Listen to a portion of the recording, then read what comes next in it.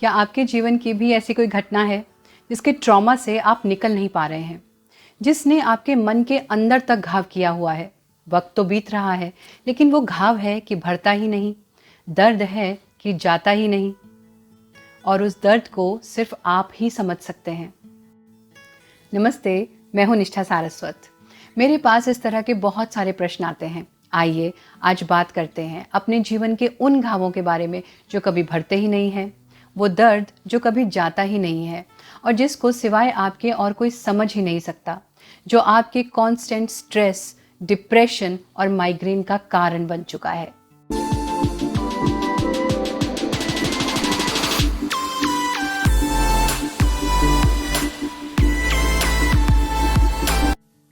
एक बार मैं अपने जीवन के बहुत रफ फेज से गुजर रही थी। मैं किसी चीज को बहुत ज्यादा पाना चाहती थी।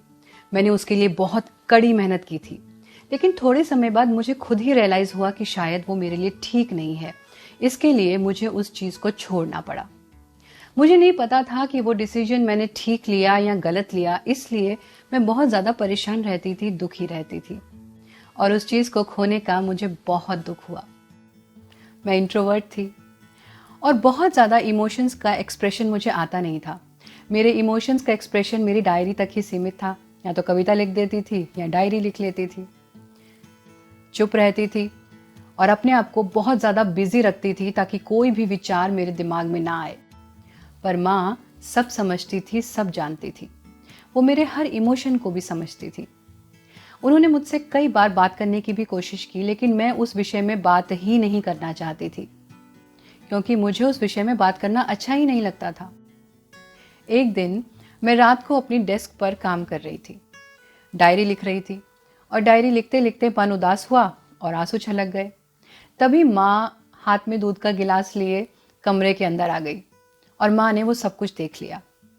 माँ मेरे पास आई और मुझे बोला कि बेटा, उदास क्यों हो? अगर तुम चाहती हो तो तुम मुझसे बात कर सकती हो, अपने मन की बात कह सकती हो। बात करने से मन हल्का हो जाता है। मैंने कहा, नहीं माँ, मैं ठीक हूँ और मैं इस बारे में कोई भी बात नहीं करना चाहती।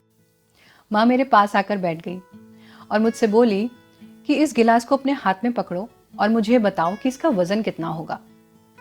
मैंने कहा, माँ कैसी बातें कर रही हो? मैंने कहा, बताओ, इसको पकड़ो, बताओ कितना वजन होगा, ये कितना भारी है। मैंने उस गिलास को हाथ में लिया और बोला कि होगा 400 या 500 ग्राम। तो माँ ने कहा, क्या तुम इसे उठा पा रही हो? मैंने कहा, हाँ, उठा पा रही हूँ। तो फिर माँ ने कहा कि क्या तुम इसे पूरा दिन उठा पाओगी? तो मैंने कहा कि माँ, मैं इसे पूरा दिन क्यों उठाऊंगी? मैं दूध पीऊंगी और इसको रख दूंगी।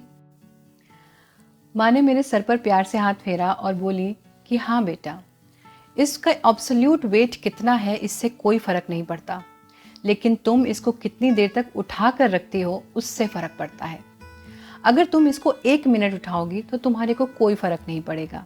1 घंटा उठाओगी तो तुम्हारे हाथ में दर्द होने लगेगा।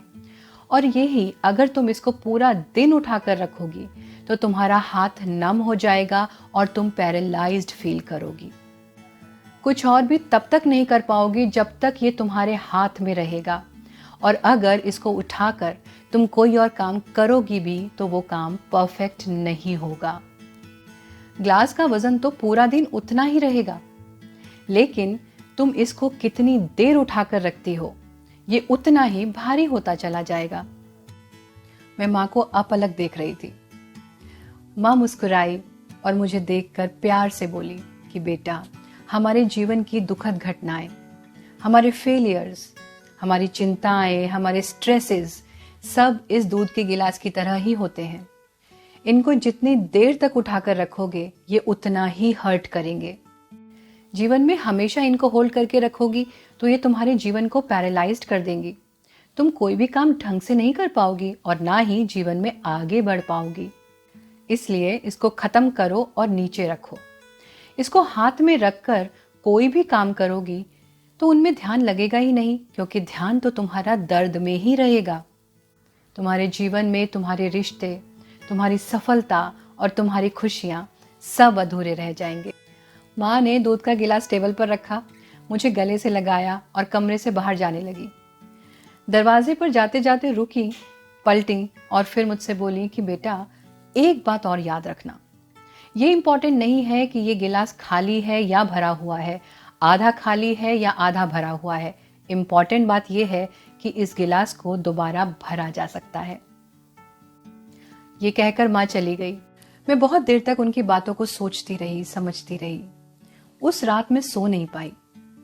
मैं बहुत देर तक लिखती रही। फिर मैंने कुछ सोचकर उस दूध के गिलास को देखा, उसको पिया, खत्म किया और उसके साथ मैंने अपने जीवन के उस बोझ को भी नीचे रख दिया।